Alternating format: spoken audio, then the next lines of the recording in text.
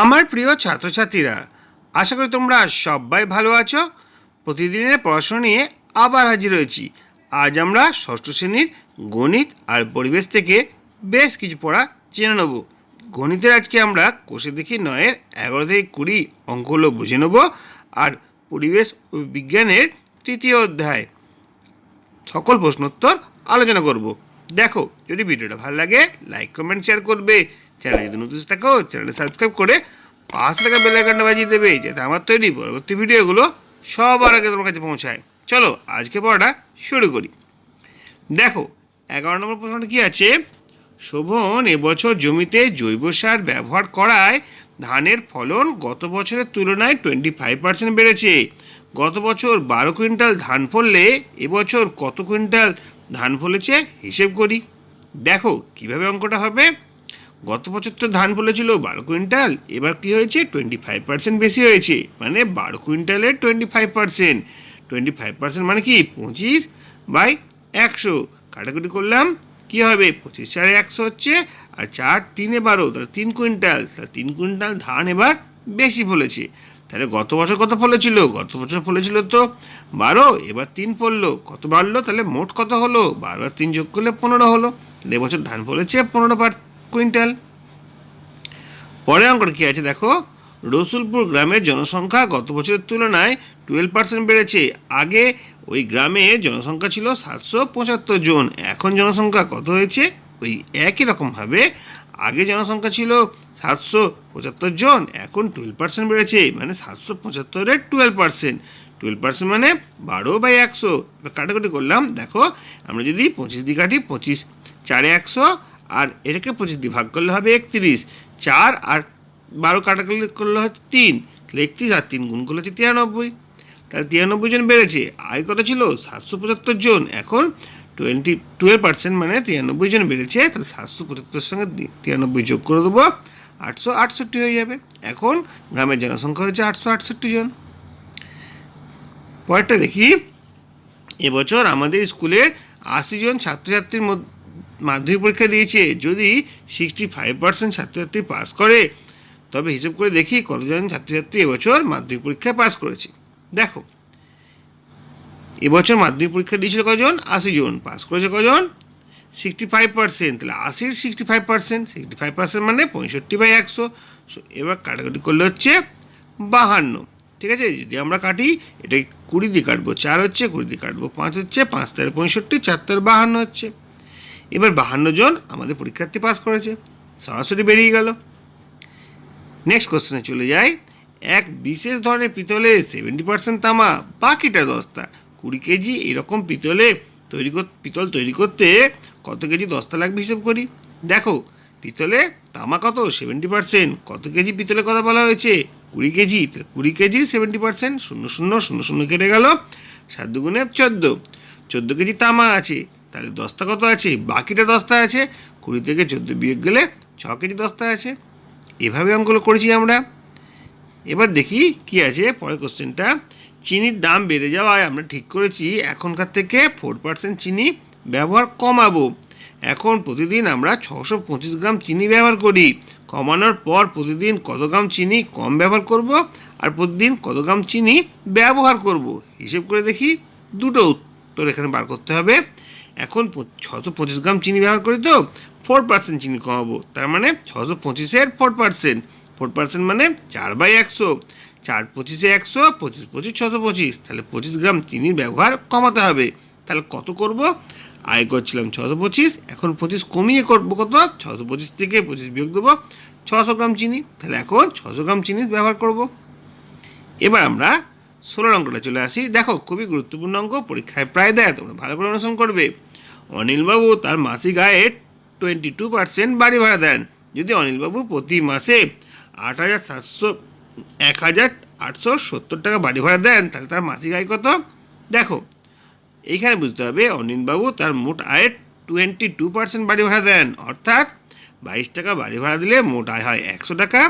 1 টাকা বাড়ি ভাড়া দিলে মোট আয় কত হবে? ঐকিক নিয়ম 100/22, আর 1,870 টাকা বাড়ি ভাড়া দিলে তার মোট আয় হবে এই 100/22 গুণিত 1,870।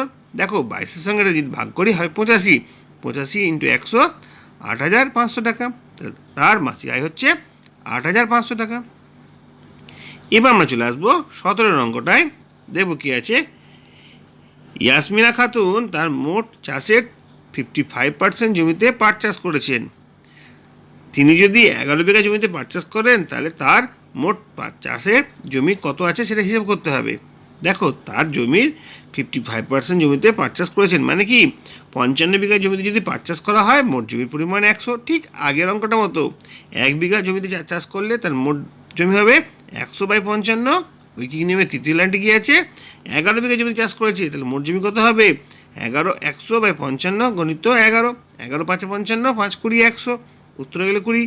তাহলে তার মোট জমির পরিমাণ হচ্ছে 20 বিঘা। 18 অঙ্কটা দেখে নেব কি আছে। দেখো, এটা খুব গুরুত্বপূর্ণ অঙ্ক। আমাদের পরিবারের মোট মাসিক খরচের 4,750 টাকা খাওয়ার জন্য ব্যয় হয় আর অন্যান্য খরচ হয় 5,900 টাকা। এখন খাওয়ার খরচ 10% বাড়িয়ে আর অন্যান্য খরচ 16% কমানো হলো, তাহলে মাসিক খরচ বাড়বে না কমবে? তাহলে দেখি এখন কত মাসিক খরচ হয়। এটা হচ্ছে খাওয়ার খরচ, এটা হচ্ছে অন্যান্য খরচ, যোগ করলে হচ্ছে 10,650 টাকা আমাদের মোট খরচ হয়। কিন্তু তার খাওয়ার খরচে 10% বাড়ানো হলো। খাওয়ার খরচ ছিল 4,750 টাকা, তার 10% মানে দেখো এখানে করা হয়েছে 10/100। এই শূন্য এই শূন্য এই শূন্য এই শূন্য কেটে গেছে 475 টাকা। তাহলে খাবার খরচ 475 টাকা বেড়েছে।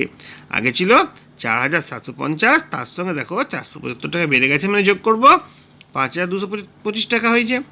এবার অন্যান্য খরচ 16% মানে হচ্ছে 5,900 16%। 5,900 ইন্টু 16/100, এই শূন্য শূন্য এই শূন্য শূন্য কেটে গেল 59 আর 16 গুণ করলে হচ্ছে 944 টাকা। তাহলে 944 টাকা তার খরচ কমেছে। কার থেকে কমেছে? 5,900 টাকা আগে হতো সেখান থেকে কমেছে, বিয়োগ করে দিলাম 4,956 টাকা এখন খরচ হয়েছে। তাহলে এখন মোট কত খরচ হচ্ছে? আগে বেড়ে হচ্ছিল 5,225 আর এখন হলো 4,956, যোগ করলে হচ্ছে 10,181। এবার দেখো প্রথমে কত খরচ হয়েছিল। প্রথমে খরচ হয়েছিল 10,650, এখন কত খরচ হচ্ছে? এখন হচ্ছে 10,181। তাহলে টাকাটা কমে গেছে। কত কমবে? বিয়োগ করে দেবো 459 টাকা কমবে। এভাবেই আমরা করতে হবে। এটা কিন্তু খুব গুরুত্বপূর্ণ অঙ্ক, তোমরা ভালো করে এটা অনুশীলন করবে। তারপর দেখো 19এরটা, এটাও কিন্তু পরীক্ষায় প্রায় পড়ে, ভালো করে বুঝবে। একটি শহরে বর্তমান জনসংখ্যা 26,250 জন।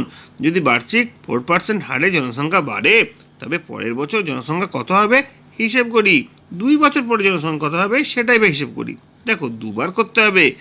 বর্তমান জনসংখ্যা 26,250, তার 4% কত হয় 26,250 ইন্টু 4/100, 25,100, 25 কাটাকাটি করলে হচ্ছে 1,050।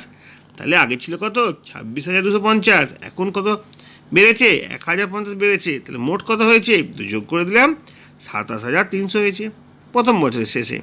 এবার দ্বিতীয় বছর কি আবার 4% বেড়েছে, এই 27,300 4% বেড়েছে, শূন্য শূন্য কেটে দিলাম, উত্তর আসছে 1,092। তাহলে দেখো 1,092 জন বেড়েছে কার থেকে? 27,300 থেকে। এই দুই যোগ করে দেবো, হয়ে যাবে 28,392। 2 বছর পর মোট জনসংখ্যা হবে 28,392।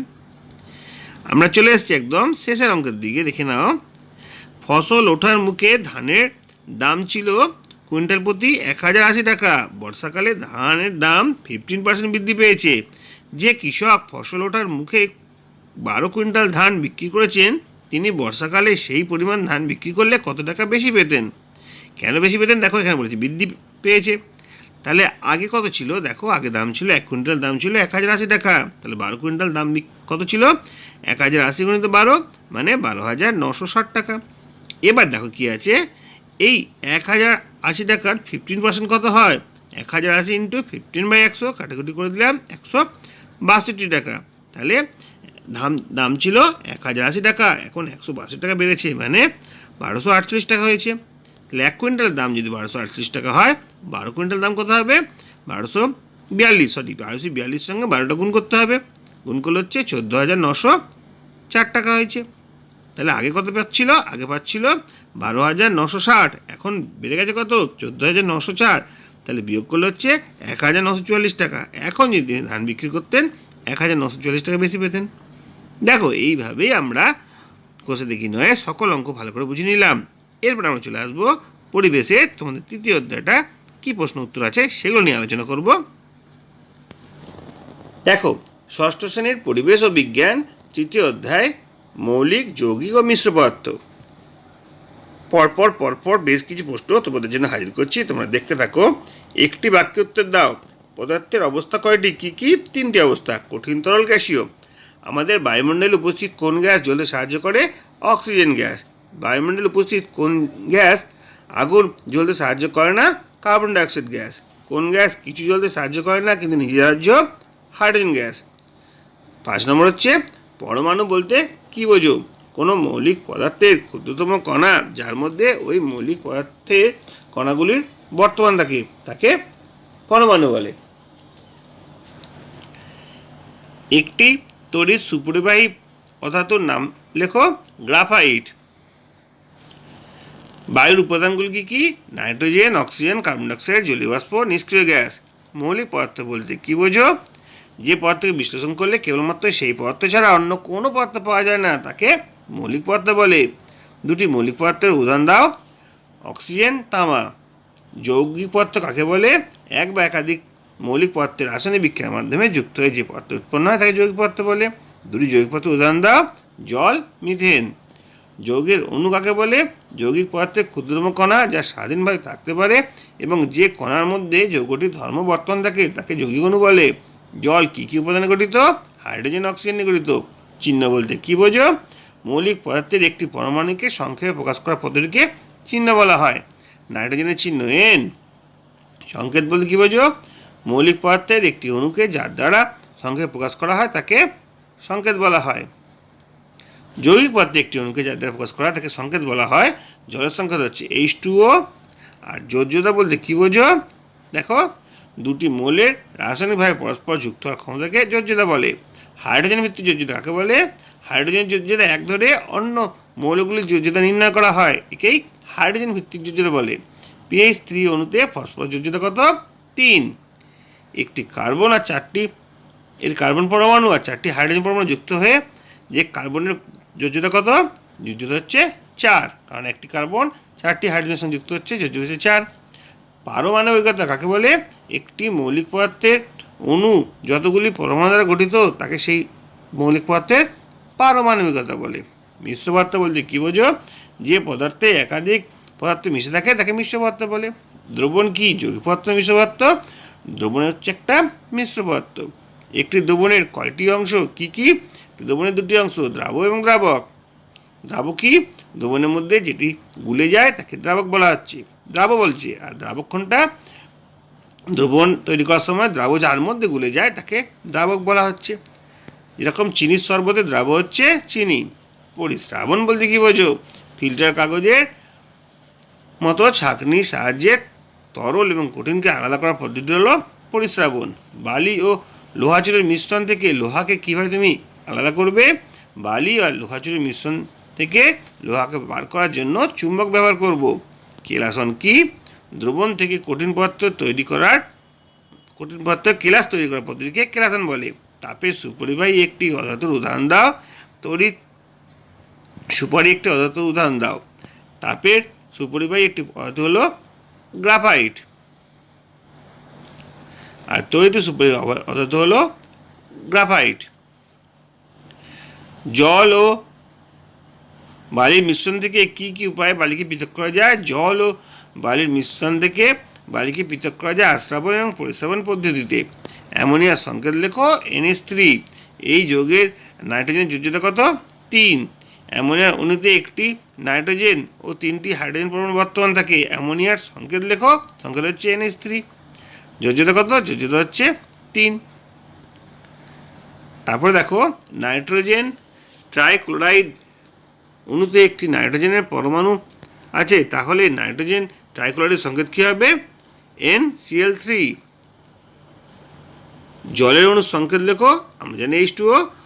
জলের অক্সিজেন পরমাণুর যোজ্যতা কত? অক্সিজেন পরমাণুর যোজ্যতা হচ্ছে 2। জলের মধ্যে দিয়ে তড়িৎ পাঠিয়ে যে 2টি মৌলিক পাওয়া যায় তার নাম কি? অক্সিজেন এবং হাইড্রোজেন।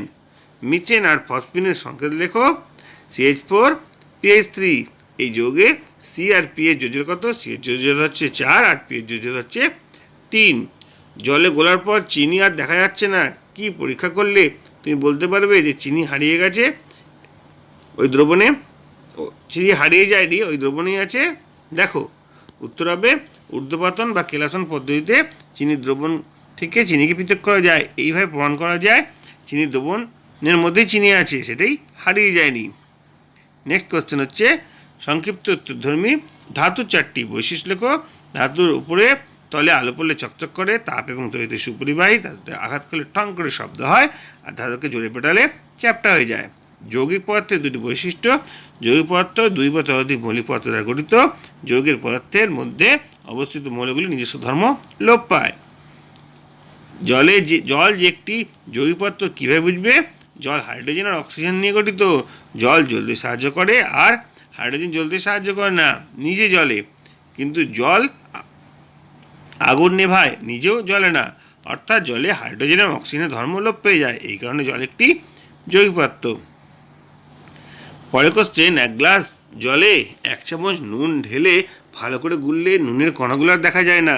তাহলে নুনের কণাগুলো যায় কোথায়? নুনের কণাগুলো জলে গুলে ছোট ছোট কণায় ছোট ছোট অণুতে পরিণত হয়। সেই অণুগুলি জলের অণুর মধ্যে মিশে গিয়ে দ্রবণে সারা জায়গায় ছড়িয়ে পড়ে। গরমকালে আমাদের প্রচুর ঘাম হলে সারা জামা কাপড় সারা দাগ পড়ে যায় কেন? ঘামের মধ্যে থেকে নুন, গরমকালে ঘামের মধ্যে সেই নুন দেহের বাইরে বেরিয়ে আসে। পরে জল যখন বাষ্প হয়ে যায় তখন নুন পড়ে থাকে, তাই জন্য নুনের সারা দাগ আমাদের জামায় লেগে যায়।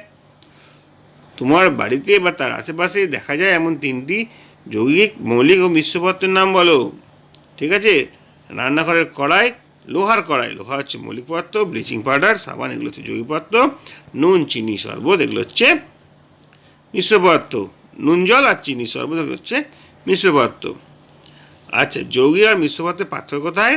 যৌগিক পদার্থ ওর উপাদানগুলি নিজস্ব ধর্ম বজায় থাকে না, কিন্তু মিশ্র পদার্থে উপাদানগুলি নিজস্ব ধর্ম বজায় থাকে।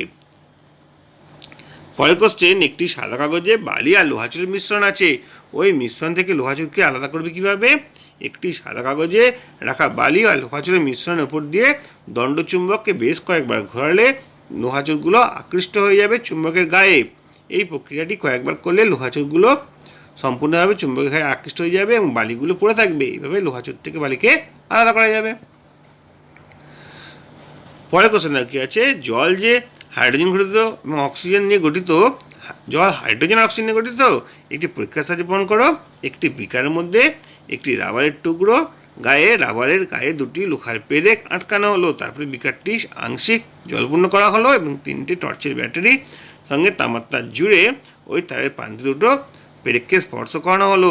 ভালো করে লক্ষ্য করলে দেখা যাবে দুটিতে বুদবুদ আকারে গ্যাস জমা হচ্ছে। পরীক্ষা করলে বোঝা যাবে একটি অক্সিজেন গ্যাস, অপরটি হাইড্রোজেন গ্যাস। এর দ্বারা প্রমাণিত হলো জল হাইড্রোজেন আর অক্সিজেন দ্বারা গঠিত। এরপরে রয়েছে বেশ কিছু সঠিক উত্তরধর্মী প্রশ্ন, বুঝে নেব। কার্বন টেট্রাক্লোরাইডের সংকেত হলো CCl4। নিচের কোনটি মৌল নয়? অ্যামোনিয়া। অ্যামোনিয়া একটা যৌগিক পদার্থ। তামার সংকেত Cu। অ্যামোনিয়ার সংকেত হচ্ছে NH3। পারমাণবিকতা একটি মৌলিক পদার্থের সঙ্গে সম্পর্কিত। বায়ু একটি মিশ্র পদার্থ, পারদ একটি মৌলিক পদার্থ। ব্রোমিন হলো তরল অধাতু। বারুদ হলো একটি মিশ্র পদার্থ। বিসমাথ একটি ধাতু। হাইড্রোজেন হলো একটি দ্বিপারমাণবিক পদার্থ। ম্যাঙ্গানিজ সংকেত Mn।